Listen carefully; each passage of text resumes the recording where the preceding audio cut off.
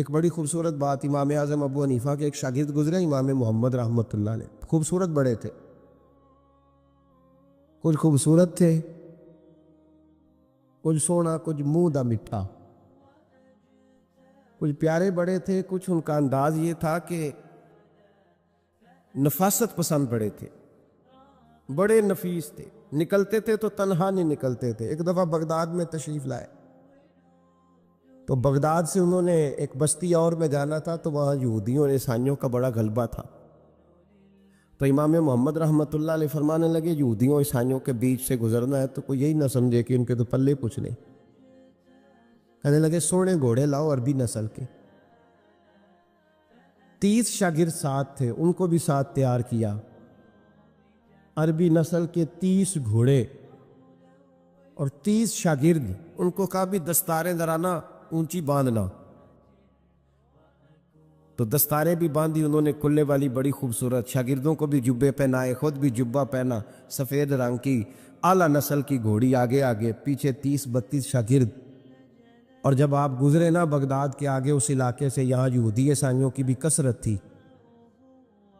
عورتوں کی عادت ہوتی تھی پرانے زمانے میں مہمان دیکھنے کے لیے چھتوں پہ چڑھ جاتی، کچھ اپنے دروازے پہ کھڑی ہو جاتی، کچھ دیکھتی کھڑکیوں میں سے کہ گزر رہا ہے کوئی مہمان، تو یہودیوں کی عیسائیوں کی بہت ساری عورتیں چھتوں پہ چڑھ گئیں، تو مسلمان نعرے لگانے لگے امام محمد آ گئے، امام محمد آ گئے۔ کچھ پہلے ہی بڑے حسین تھے، پہلے ہی بڑے خوبصورت تھے، کچھ حضور کی سنت کا نور چڑھا ہوا تھا، کچھ دائیں بائیں شاگرد تھے، پھولوں کی پتیاں گر رہی تھی، تو جب محمد محمد کے نعرے لگنے لگے نا تو ان عورتوں نے امام محمد کا جلوہ دیکھا، تو دیکھا دیکھی کام کیا شروع ہوا، ایک نے دیکھا تو اتنی محو ہوئی کہ اس نے کلمہ پڑھنا شروع کر دیے، اس سے کلمہ سن کے تو دوسری نے بھی پڑھا، تیسری نے بھی پڑھا، چوتھی نے بھی پڑھا، بیبیاں بلند آواز سے مسلمان ہونے لگی، ان کو دیکھا دیکھی مرد بھی پڑھنے لگے، ڈھیر سارے یہودی عیسائی مسلمان ہو گئے۔ ایک مسلمان ان سے کہنے لگا تمہیں غلطی لگ گئی ہے، یہ ہمارے نبی محمد نہیں۔ تو میاں صاحب کا نام محمد تھا نا، تو کشمیر کے لوگ کہنے لگے شاید وہاں کے ہندو سکھ وہاں کے جو تھے کشمیر کے، وہ کہنے لگے شاید وہی محمد ہے، تو فرمانے لگے میں تے بندہ ٹھگ جے لوکو، میں تے بندہ چور، جس دا خلقت کلمہ پڑھ دی او محمد بور، میں تے بندہ ٹھگ جے لوکو، میں تے بندہ چور، جس دا خلقت کلمہ پڑھ دی او محمد ہور۔ تو امام محمد رحمۃ اللہ علیہ کو نعرہ لگ رہا تھا، تو ایک بندہ کہنے لگا یہ وہ والے محمد نہیں، یہ ہمارے نبی پاک صلی اللہ علیہ وسلم محمد صلی اللہ علیہ وسلم نہیں،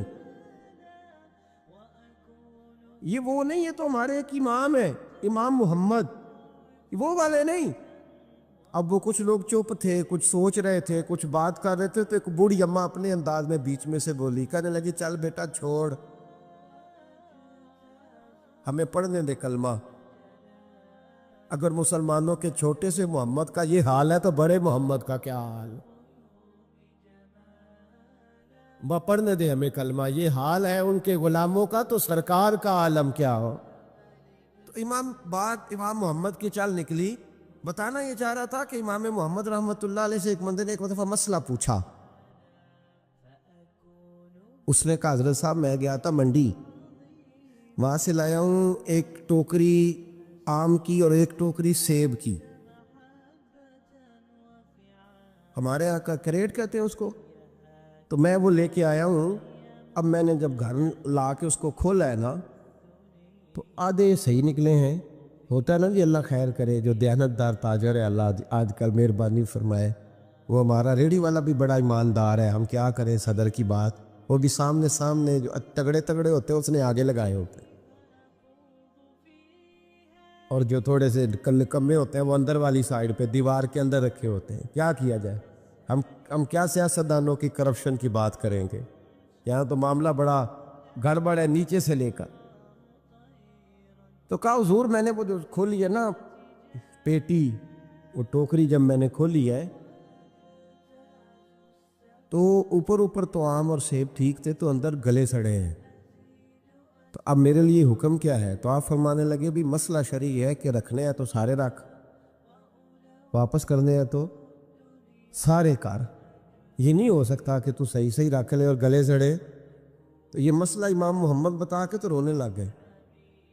تو بندہ کہنے لگا حضور مسئلہ بتایا ہے آپ نے، تو فقہ کا ایک مسئلہ ہے سادہ سا کہ حضرت اب کیا کرنا ہے، تو رونے والی کون سی بات ہے؟ تو فرمانے لگے یہ تجھے مسئلہ بتا کے نا مجھے کچھ اور یاد آ گیا۔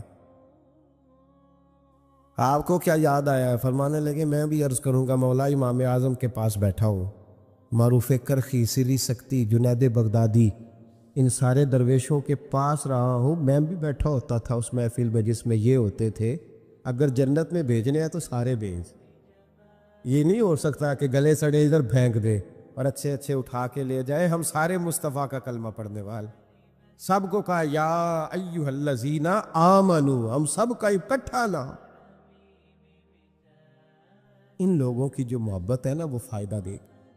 خواجہ فرید الدین مسعود گنج شکر رحمۃ اللہ تعالیٰ علیہ کہنے لگے نظام تجھے آئے ہوئے بڑے دن ہو گئے، جا یار چکر لگایا، چکر لگایا۔ فرماتے میں پیدل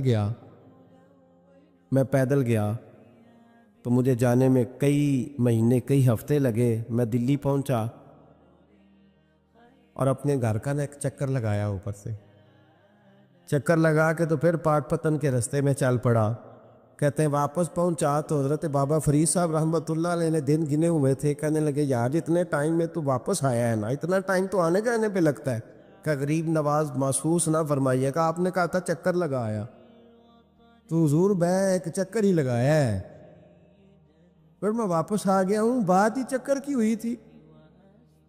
خود دیکھیں نا نبی پاک صلی اللہ علیہ وسلم نے فرمایا ابو ہریرہ کوئی کام بھی کیا کر یار، یہیں بیٹھا رہتا، عرض کی حضور صحیح ہے۔ اٹھے، سامنے ایک ستون تھا، اس کے پیچھے سے ہو کے نا واپس آ گئے، تو حضور نے فرمایا گئے نہیں، کہ حضور نے آپ نے فرمایا تھا جایا آیا کر، گیا ہوں پر میرا دل ہی نہیں لگا۔ بھئی تو یہاں سے ہو کے واپس آ گیا، کہیں جانا تو تھا نا، یہیں سے ہو کے۔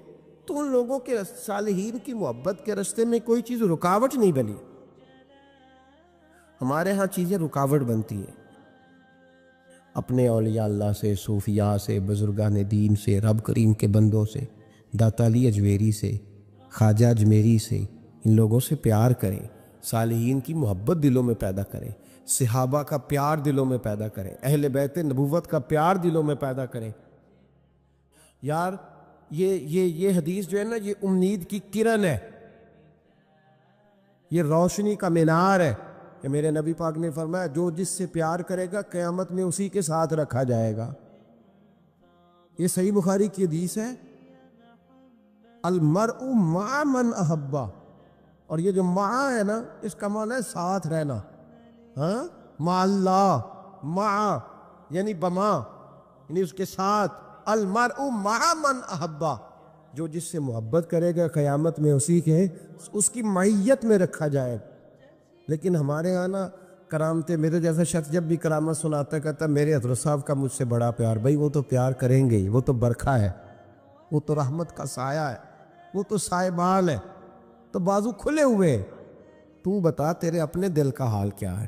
حضرت حرم بن حیان رحمت اللہ تعالیٰ علیہ فرماتے میں حضرت اویس کرنی کو ڈھونڈنے چل پڑا، ڈھونڈنے بھی اسے نکلا جسے کسی نے نہیں ڈھونڈا اور جو کبھی کسی کو نہیں ملے، حضرت اویس کرنی۔ یہ فقرہ کسی درویش نے نا حضرت اویس کرنی کے لیے کہا، یہ فقرہ پورا فٹ انہیں پہ آتا ہے، اسی کسے دے کچھ نہیں جلگ دے، تے نہ کوئی ساڈا دردی، کوئی جرانہ نہیں، کوئی دوستانہ نہیں۔ حضرت اویس کرنی کا مزار بھی کنفرم نہیں کہ کدھر ہے، بس اسی کسے دے کچھ نہیں لگ دے، کیا ضرورت ہے، بس ٹھیک ہے، اپنا جو ہے انداز سارے زمانے سے علیحدہ کر کے رکھا انہوں نے، علیحدہ، الگ تھلگ۔ تو حضرت خواجہ اویس کرنی کو ڈھونڈتے ڈھونڈتے کہتے ہیں میں گیا، کرن گیا، انہیں دھرم بھی نہیں، یہ داتا صاحب نے اس کو لکھا ہے، فرماتے ہیں میں گیا تو مجھے لوگوں نے کہا وہ تو حج کرنے چلے گئے۔ کہتے جب میں مکے گیا تو میں نے لوگوں سے پوچھا اویس کرنی آئے تھے؟ کہنے لگے ہم تو نہیں جانتے۔ یہ تو میرے جیسے لوگ ہوتے ہیں نا جن کی تصویریں زیادہ نکلتی ہیں، تو جن کی ویڈیو زیادہ ہوتی ہے تو لوگ زیادہ جاننے لگتے ہیں، ورنہ رب کریم کے بندے تو چھپے ہوئے۔ چکر میں پڑے ہی نہیں، کون اویس کرنی؟ تو انہوں نے کہا کہ حضرت اویس کرنی چہرے پر برس کے داغ ہیں، کمزور سا وجود ہے، داڑھی زیادہ گھنی نہیں۔ جب حالات بتائے تو کہنے لگے اس طرح کا ایک شخص آیا تھا، اس نے طواف کیا تھا، پہلے بھی دنیا کرتی ہے پر جب اس نے کیا ہے نا تو اس کے طواف نے وہ خود بھی رویا ہے اور بھی بڑے روئے ہیں۔ وہ جب حجر اسود پہ آیا ہے تو رنگ بدلتا دیکھا ہے۔ کہا وہ کدھر گئے؟ کہنے لگے پورا نہیں پتا، اتنا ضرور خبر ہے کہ ان کے انداز بتاتے تھے کہ اب مدینے جائیں گے۔ جناب حرم بن حیان کہتے ہیں پھر میں مدینے گیا، میں نے خواجہ اویس کو ڈھونڈا۔ میں نے کہا یار میں نے حضرت خواجہ اویس کرنی کو ملنا ہے، کسی نے بتایا ہے کہ وہ مدینہ شریف آئے۔ تو لوگ کہنے لگے ہم نہیں جانتے وہ کون ہے، لیکن نا دنیا جان گئی، دنیا میں بڑا کچھ ہو گیا، بائی نیم لوگ جاننے لگے، ہوٹلوں پہ پہچاننے لگے، سڑکوں پہ پہچاننے لگے۔ لیکن بات تو یہ ہے کہ جن کو پہچاننا چاہیے اگر وہ پہچان لیں پھر تو بڑی بات ہے، پھر تو بڑی بات ہے۔ لیکن اگر وہاں ہی پہچان نہ ہو سکے تو پھر تو معاملہ بڑا الگ سا ہے نا۔ عزیز بھائی، حضرت خواجہ اویس کرنی کے بارے میں پوچھا تو مدینہ شریف کے زائرین اور وہاں کے مقامی لوگ بھی کہنے لگے کوئی نہیں پتا، ہم نہیں جانتے، ملے ہی نہیں۔ تو کہا باریک سا وجود ہے، پرانا سا لباس ہے، برس کے داغ ہے، چہرے پہ داڑھی زیادہ گھنی نہیں، کسی کو پاس نہیں بٹھاتے۔ اور پھر ایک جملہ اور کہا، سنا ہے روتے ہیں تو بڑے درد سے روتے ہیں، سنا ہے بھیگی رہتی ہیں پلکیں، سنا ہے ان کی پلکیں بھیگی رہتی ہیں۔ میں 2-4 دن پہلے کسی سے سن رہا تھا شعر، اس نے کہا تھا ایک واری میریاں کھیاں تو انہوں نے اتھرو پونجے سن، ہن چسکا پہ گیا رونے دا، ہر ویلے یا ہوزاریے۔ کہتے ہیں کہ وہ اس طرح کی اس کی کیفیت ہے۔ کہتے ہیں میں نے کہا یار وہی تو اویس کرنی تھے، کدھر گئے؟ کہنے لگے کوئی خبر نہیں، جب وہ آئے ہیں تو ان کے آنے کا انداز ہی نرالا تھا، سسکیاں اور آہیں نکل گئیں اس شخص کی جب وہ مدینے آیا۔ حضرت حرم بن حیان کہتے ہیں میں ڈھونڈتا رہا، تلاش کرتا رہا، پھر میں ان کو ڈھونڈتے ڈھونڈتے عراق میں آیا تو نہر فرات کے کنارے ایک کمزور سے آدمی کو ریت کے ٹیلے پر بیٹھ کے وضو کرتے دیکھا۔ کہتے ہیں جب ان کا وضو مکمل ہوا تو میں نے کہا السلام علیکم، تو کہتے انہوں نے چہرہ نہیں پھیرا، وہیں بیٹھے بیٹھے کہنے لگے وعلیکم السلام یا حرم بن حیان، یا حرم بن حیان وعلیکم السلام۔ کہتے میں نے کہا کہ من انت، آپ کون ہے؟ تو کہنے لگے وہی ہوں جسے تم مکے اور مدینے ڈھونڈتا رہا۔ تو کہتے میں نے کہا حضور آپ میرا نام کیسے جانتے ہیں؟ بڑا خوبصورت جملہ ہے، اللہ کرے آپ کو جی یاد رہے، سبق کبھی نہ بھولنا، یہ سبق کبھی نہ بھول۔ بابا صاحب کے مزار پہ گئے تو خالی آ گئے، داتا صاحب گئے تو خالی، ایسے ہی چلے گئے، ہم فارغ لوگ تھے، کوئی کام نہیں تھا کہ بابا فرید کی گلیوں میں گھومتے رہے، ہم فارغ تھے کہ 2 بجے حضرت سلطان باہو رحمت اللہ علیہ کی جالیوں کے سامنے کھڑے رہے۔ ہم کو پتھر چاٹنے والے لوگ تھے کہ آدھی آدھی رات بیت گئی اور ہم بزرگان کرما والا شریف کھڑے رہے۔ یہ کیسے ہو گیا کہ محدث اعظم کے مزار پہ کھڑے رہے؟ ایسے ہی کوئی بات تھی؟ حضرت ویسے کرنی بول کر فرمانے لگے، کہنے لگے کیا کہا تو نے کہ میں تجھے کیسے جانتا ہوں؟ فرمانے لگے تو مجھ سے پیار کرتا ہے، عارف تو روحی من روحی کا، میری روح تیری روح کی جاننے والی ہے، یہ روحوں کا رشتہ ہے، یہ خطا نہیں جایا کرتا۔ عارف تو روحی من روحی کا، میری روح تیری روح کو جانتی ہے۔ یہ کیسے ہو گیا؟ کوئی ایسے لوگ تھے تو اتنی جگہ مجھے تلاش کر آیا اور میں تجھے جانوں نہ؟ یہ کیسے ہو سکتا ہے؟ یہ کیسے ممکن ہے؟ تو ڈھونڈتا رہا گلی گلی اور میں کہوں کہ میں تجھے جانتا نہیں؟ فرمایا حرم بن حیان میں، ہاں میں دعا کرتا ہوں اللہ کی بارگاہ میں کہ رب کریم مجھے اور تجھے جنت میں اکٹھا کر دے۔ کہتے ہیں جب انہوں نے یہ دعا کی تو وہ چل پڑے۔ میں نے کہا حضور کہاں جا رہے ہو؟ فرمانے لگے میرا پیچھا نہ کرنا، میں کسی اور منزل کا مسافر ہوں۔ اور جس رستے میں چل رہا ہوں نا، ان منزلوں پہ ساتھ نہیں کسی کو لیا جاتا. یہ میری اپنی ذاتی منزل ہے. اس میں پاؤں پہ چھالے ذرا سخت ہوتے ہیں. ہر آدمی کا کام نہیں یہاں چلنا، تو مجھے تنہا رہنے دے اور مجھے اپنی مرضی سے چلنے دے. کہتے میں نے منت کی تو کہنے لگے بس تو نے جد و جہد بڑی کی تھی تو تیرے ساتھ ملاقات کر لی، تجھے پہچان لیا، تیرے ساتھ بات کر لی، ورنہ میں کہہ چکا ہوں اسی کسے دے کچھ نہیں لگ دے. اسی لیے میں نے حضرت غالباً امام شورانی رحمۃ اللہ علیہ کے حوالے سے پڑھا ہے کہ قیامت کے دن جب حضرت ویسے کرنی جنت میں جائیں گے تو ممکن ہے اس وقت بھی لوگوں کو دیدار نہ کرایا جائے، بلکہ امام شورانی کہتے ہیں اللہ 70,000 فرشتے ان کی شکل کے پیدا فرمائے گا اور ان کے جھرمٹ کے اندر چھپا کے انہیں جنت میں داخل کرے گا. ملاقات کس سے ہوگی؟ صرف انہی سے ہوگی جن کے لیے انہوں نے زندگی گزار دی. یا خدا سے ملیں گے یا مصطفیٰ کریم سے ملیں گے. یہ بھی لوگ تو محبت کریں، صالحین کا پیار، نیک لوگوں کی محبت، صالحین کی محبت رستہ آسان کرتی.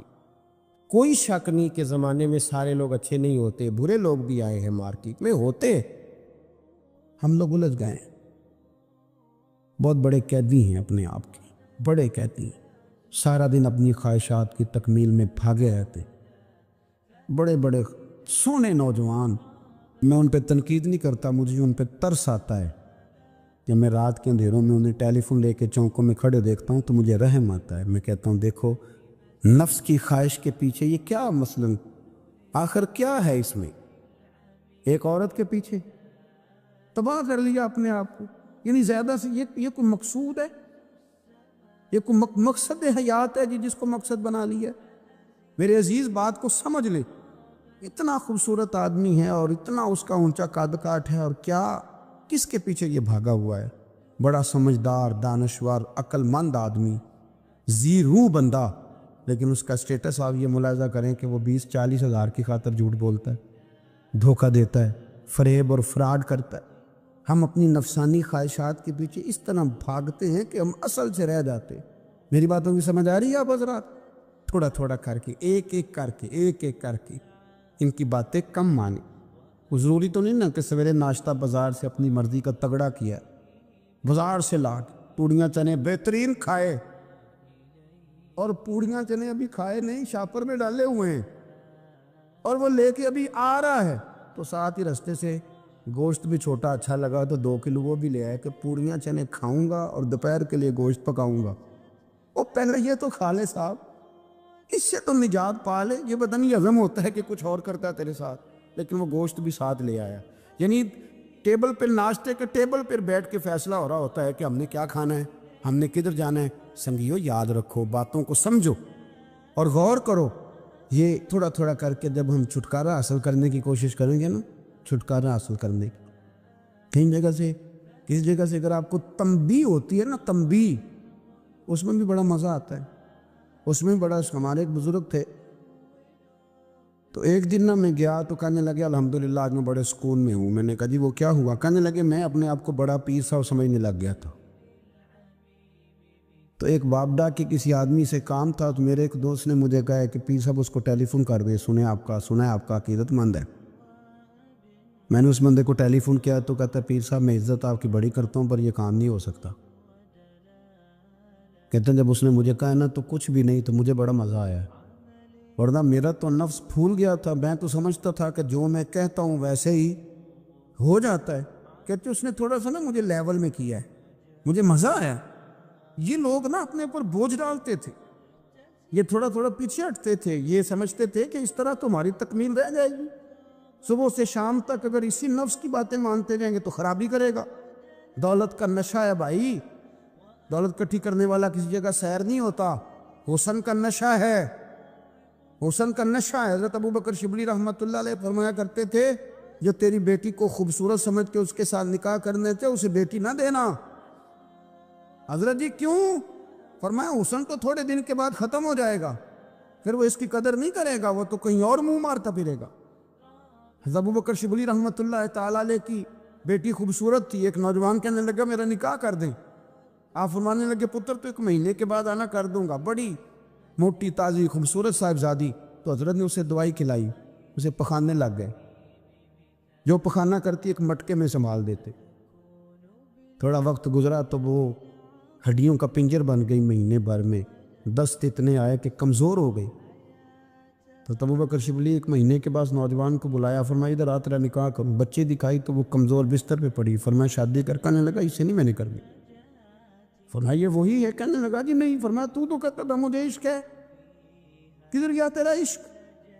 کہنے لگا حضرت صاحب آپ کیسی بات کر رہے ہیں؟ فرمایا ادھر آ۔ پھر وہ مٹکا جس میں گند رکھا تھا وہاں لے گئے، فرمانے لگے تیرا اس کے ساتھ عشق تھا، یہ ہے تیرا عشق۔ فرمایا اسے تو میں 4 دن روٹی کھلاؤں گا پھر تندرست ہو جائے گی، لیکن میں دیکھنا چاہتا تھا کہ تو میری بیٹی سے پیار کرتا ہے یا اس کے چہرے پہ آنے والی کچھ وقت کے لیے سرخی سے پیار کرتا ہے، اس لالی سے پیار کرتا ہے جو جوانی کے وقت بچوں اور بچیوں پہ آتی ہے۔ کس چیز کے دل دادا؟ یعنی کیا مطلب؟ نفس کی غلامی، سراسر غلامی، اور پلٹ پلٹ کے اور بڑے بڑے سیانے بندے چھوٹی سی خواہش کے لیے، بڑا سمجھدار بڑا سیانہ بندہ۔ میں ایک بڑے بزرگ عالم تھے، میں ایک دفعہ ملنے گا تو پائے پکا رہے تھے، خود پائے پکا رہے تھے، تو وہ بڑے پیار کی بات ہوتی ہے نا جی، تو تامت باندھی ہوئی اور بڑی جناب خستہ حالی، اور وہ پائے پکا رہے ہیں۔ تو میں نے ان سے کہا، میں نے کہا حضرت جی پائے تو کسی اور نے بھی پکا لینے تھے، آپ بخاری لے کے بیٹھتے، چلو میری طرح کا کوئی بندہ آپ سے استفادہ بھی کر لیتا۔ اب پائے آپ لائیں گے، پھر پکائیں گے، پھر آپ کھائیں گے، تو یہ تو 24 گھنٹے آپ کسی کام میں گزر جائیں گے۔ تو یہ ایک چھوٹی سی خواہش کے لیے، میں کسی چیز کو حرام نہیں کہہ رہا، قرآن پاک کی جو آیت پڑھی ہے صرف اس کی تفسیر آپ کے سامنے عرض کر رہا ہوں۔ ہماری خواہشات ماں پالتی ہے، آپ کو نہیں پتہ کتنے دکھ سہتی ہے۔ میں ان ماؤں کو جانتا ہوں جو بیٹے کے حصوں کی مار بھی اس کے ابے سے کھاتی ہیں، مار کھاتی ہیں وہ۔ ایک خاتون ایک کان سے سنتا نہیں، میرے پاس ایک دفعہ آئیں، کہنے لگی 60 لگ گئی سی، کوئی دعا کر دے، کیا کوئی وظیفہ پڑھ، ڈاکٹر کہتے ہیں ٹھیک نہیں ہو سکتے۔ میں نے کہا باجی صحیح بتاؤ مسئلہ کیا ہے؟ کہنے نہیں کچھ بھی نہیں، مسئلہ کیا ہونا ہے، پتر غلط نکل آیا ہے، اس کا باپ روز مارتا ہے، آج میں آ بھی گئی ہوں تو اس نے ایک تھپڑ میرے کان پہ مار دیے، پردہ پھٹ گیا۔ مائیں مار کھاتی ہیں، لیکن وہ پتر جس کو بڑی محنت سے پالا ہے، وہ جوان ہوتا ہے تو اماں سے کہتا ہے تجھے چھوڑ دینا ہے، پر جس لڑکی سے میرا ٹیلی فون پہ رابطہ ہے اسے نہیں میں نے چھوڑنا، وہ نہیں چھوڑ سکتی، ہر شے کچل جاتا ہے وہ۔ اماں کبھی لیٹ کے رات کو سوچتی ہے کہ یہ تو میری کل کمائی تھی، میں تو آج اس کے حصے کے تھپڑ اپنی گالوں پہ برداشت کر رہی ہوں، تو یہ کدھر گیا؟ اردشیر نام کا بادشاہ تھا، حضرت محدث ابن الجوزی آج سے کچھ 700 سال پہلے لکھتے۔ اردشیر بادشاہ بڑا خوبصورت تھا، جوان تھا، بڑا عقل مند تھا، اس نے اس طرح کہ قریب قریب کی ساری ریاستوں پہ قبضہ کر لیا، بڑا عقل مند زیرک تھا، قبضہ ہو گیا۔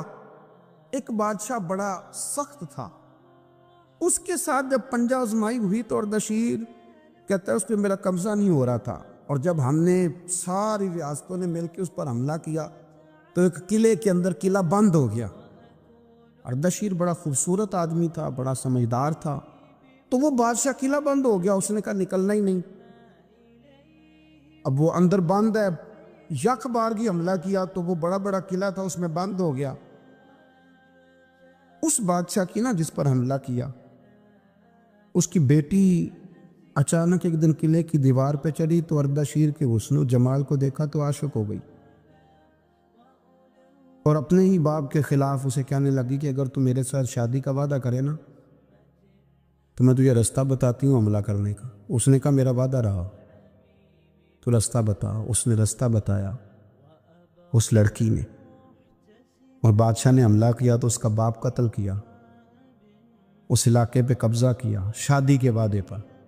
ہاں ہاں، نفسانی خواہش بندے کو اندھا کر دیتی، نہیں سمجھ آتی اس کو میں کدھر جانا ہے، اندھا کر دیتی۔ حملہ کیا، اور جب اس لڑکی کو لے کے آیا نا اپنے محل میں،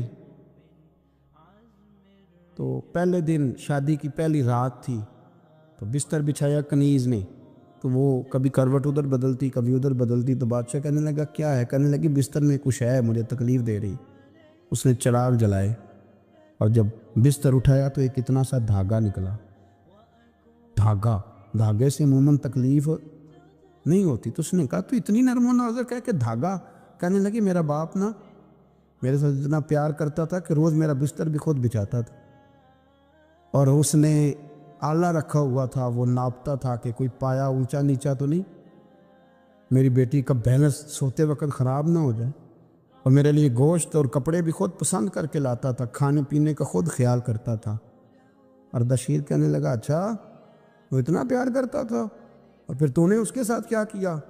کہنے لگا بلاؤ کنیزوں کو بلایا، فرمایا اس کو اٹھاؤ اور جلاد کے پاس لے جاؤ، اسے کہو کہ اس کے بال ایک گھوڑے کے ساتھ باندھے، پیر دوسرے گھوڑے کے ساتھ باندھے، اور ایک گھوڑا ادھر بھگا دے، کدھر بھگا دے، یہ جس کے باپ نے اتنا پیار کیا، یہ نفس کی اتنی غلام ہے کہ اس کی وفادار نہیں رہی تو میری وفادار کیسے بنے گی؟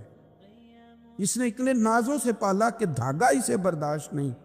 او یارو یاد رکھو، اگر نفس کی غلامی کرو اور بڑے بڑے وفاداروں کو چھوڑ کے غلامی کرو تو پھر کہو وفادار مل جائیں، کوئی بول لڑا نہ بول بیٹھی، ان دے خصم ناراض بڑبولیاں دے، کہاں سر کھائے تے بلبل ٹھنڈ پائے، بڑے فرق نہیں سجنا بولیاں دے، جڑیاں خصماں دی وچ رضا وسن، پاگ جاگ جاندے انہاں گولیاں دے، آپ ادلیاں نو سردار پین تکے تے شرما والیاں نو چوٹے ڈولیاں دے۔ اپنے نفس کے پیچھے چلو گے تو یہ تباہی ہے۔ جب ہم نے کسی سے وفا نہیں کی تو یہ کیا امید ہوئی کہ دنیا ہم سے وفا کرے گی؟ اللہ رسول کی مرضی کے مطابق اصول پسند زندگی بنائیں، ایک ایک کر کے اپنی خواہشات سے پیچھے ہٹیں، تھوڑے پہ گزارا کرنا سیکھیں، اپنے نفس کو سمجھائیں۔ ضروری نہیں کہ روٹی ہر وقت مزے کے لیے کھائی جائے، کبھی کمر سیدھی کرنے کے لیے خشک روٹی بھی کھا کے دیکھو، کبھی سادہ کھانا اس پہ بھی اکتفا کرو، کبھی تھوڑا کھر کے اچھے طریقے سے سادے کمرے میں بھی اللہ کو یاد کر کے دیکھو۔ نفس کے پیچھے نہ بھاگیے گا، تباہی کرے گا۔ فرمایا خواہشوں کے پیچھے نہ چلنا، تمہیں اللہ کے راستے سے بہکا دیں گی، اور فرمایا بے شک ان کے لیے سخت عذاب ہے جو اللہ کے راستے سے بہک گئے۔ اور کیوں سخت عذاب ہے؟ اس لیے کہ انہوں نے آخرت کے دن کو بھلا دیا، آخرت کا دن بھلا دیا، پیچھے کا خواہشوں کے پیچھے نہ چلنا، تمہیں اللہ کا راستہ بھلا دیں گی۔ مفہوم آیت یہ ہوا، قرآن نے ہمیں ارشاد یہ فرمایا کہ خواہشات نفس کے پیچھے چلو گے آخرت کو بھول جاؤ، تمہارے ذہن میں یہ بات نہیں رہے گی کہ میں نے مرنا بھی ہے۔ پھر لوگ معاذ اللہ ثم معاذ اللہ یہ کہیں گے کہ بھائی یہاں جینے دو نا، پھر آگے جائیں گے تو دیکھی جائے گی۔ لوگ بھول گئے مرنے کو۔ ہماری ساری جدوجہد زندہ رہنے کے لیے ہے، ساری 60-70 سال کے لیے سارا کچھ ہے۔ آپ دیکھ لیں، ٹٹول لیں کسی بندے کو، صرف جتنی محنت کر رہا ہے وہ جینے کے لیے کر رہا ہے۔ رب قریب کے بندے جتنی محنت کرتے تھے مرنے کے لیے کرتے تھے، مرنے کے لیے کوشش کرتے تھے کہ مر جانا ہے، اس کے لیے جدوجہد۔ ہم جتنی جدوجہد کر رہے ہیں ساری جینے کے لیے، جینے کے لیے۔ میرے رسول کریم صلی اللہ تعالیٰ علیہ وسلم کا ایک فرمان ہے مسند امام احمد بن حنبل میں، اور بڑا نرالا، بڑا انوکھا اور بڑا معنی خیز ہے۔ حضور سید عالم صلی اللہ تعالیٰ علیہ وسلم نے فرمایا بڑا بیوقوف ہے وہ شخص، ذرا ترتیب دیکھیے، حضور کی زبان سے نکلے ہوئے حکمت کے موتی، مسند امام احمد بن حنبل۔ فرمایا وہ بڑا بیوقوف بندہ ہے جو چلتا اپنی خواہشات نفس کے پیچھے ہے اور امید یہ رکھتا ہے کہ رب مجھے آخرت میں انعام عطا کرے گا۔ چلتا کس کے پیچھے ہے؟ خواہش کے پیچھے، اور کہتا یہ ہے کہ اللہ مجھے قیامت میں انعام دے گا، تو انعام تو اسے دیا جاتا ہے نا جو محنت کرتا ہے۔ دیکھیں نا، جس کا منہ پنڈی کی طرف ہے تو پنڈی وہ پہنچے گا کہ وہ جس کا منہ پنڈی کی طرف ہے وہ لاہور پہنچ جائے گا۔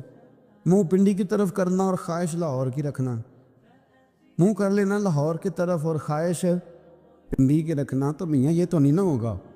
پیچھے جو تلے خواہشات نفسانیہ کے ہمارے ہاں نا بہت بڑا رٹا ہے۔ آپ یقین کریں، میں اکثر کہتا ہوں، میں یہ کہا کرتا ہوں کہ ہمیں نا اپنی مرضی کا سارا کچھ چاہیے، اپنی مرضی کا، اور سارا کچھ۔ ابا جی بھی اپنی مرضی کے، بچے بھی، استاد بھی، پیر صاحب بھی، پیر صاحب بھی یعنی میری مرضی کے ہونے چاہیے۔ بھائی وہ پیر صاحب ہے یا تو اس طرح کرنا کہ تو خود پیر بن جا، وہ بھی میری مرضی کا، ہر شے میری مرضی کی۔ بلکہ قرآن مجید کے 13ویں پارے میں تو رب فرماتا ہے لوگوں نے نفس کی خواہش کو خدا بنا لیا ہے، نفس کی خواہش کو خدا بنا لیا، اس کے پیچھے بھاگتے ہیں۔ اپنی خواہشات تھوڑی تھوڑی کم کریں، زندگی میں تھوڑی کم کریں۔ پرانے کپڑوں پہ بھی ایک سیزن نکال کے دیکھیں۔ ایک وقت کا کھانا جو اپنا آپ کا من بڑا چاہ رہا ہے نا، تو ایک وقت کا کھانا صرف اللہ کی رضا کے لیے کسی غریب کو دے کے دے۔